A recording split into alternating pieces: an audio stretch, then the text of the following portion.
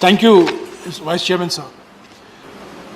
I am disappointed that he has not read the economic survey that was tabled by the Finance Minister, Srimati Nirmala Sitharaman, on the 4th of July 2019.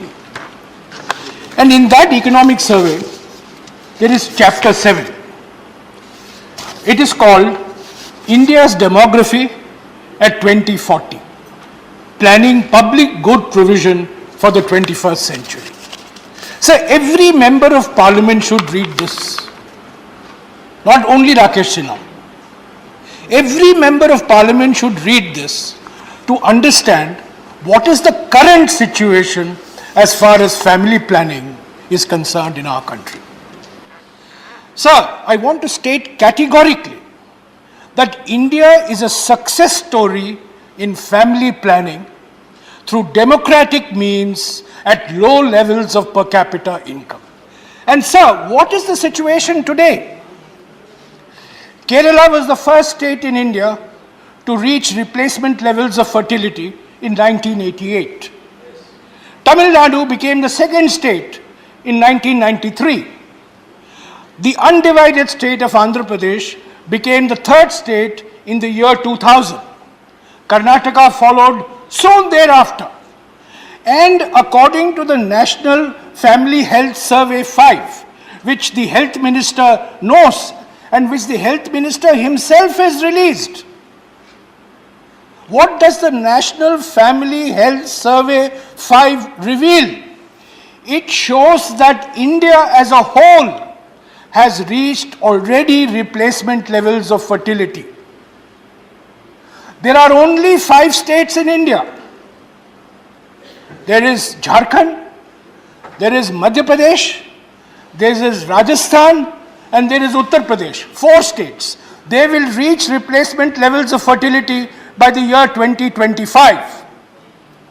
The only state that will take longer for reaching replacement levels of fertility is Bihar. But Bihar also will reach replacement levels of fertility by the year 2028.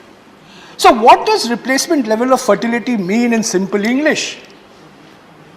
When a country reaches a fertility rate, a total fertility rate of 2.1, it means that after 2 generations, which means roughly 50 years, after 2 generations, population will remain stable or will begin to decline. That is why in the decade beginning 2030, Kerala, Tamil Nadu, Andhra, Telangana will not only face stable population but will also begin to show declining population. This is the reality of India. Rakesh Sinhaji's bill is based on a completely flawed assumption. So, Rakesh Sinhaji, today's situation is entirely different. India has succeeded. India has succeeded at low levels of per capita income. And India has succeeded by not following the Chinese model. Correct. China followed in 1979 one-child norm. But today China is implementing 3-child norm. So let us not criticize ourselves for family planning. We have succeeded. Sir, we should not penalize the early pioneers in family planning. We should not penalize Kerala. We should not penalize Tamil Nadu. We should not penalize Karnataka. We should not penalize Andhra. We should not penalize Maharashtra. We should not penalize Punjab. These were the states that showed the way for India.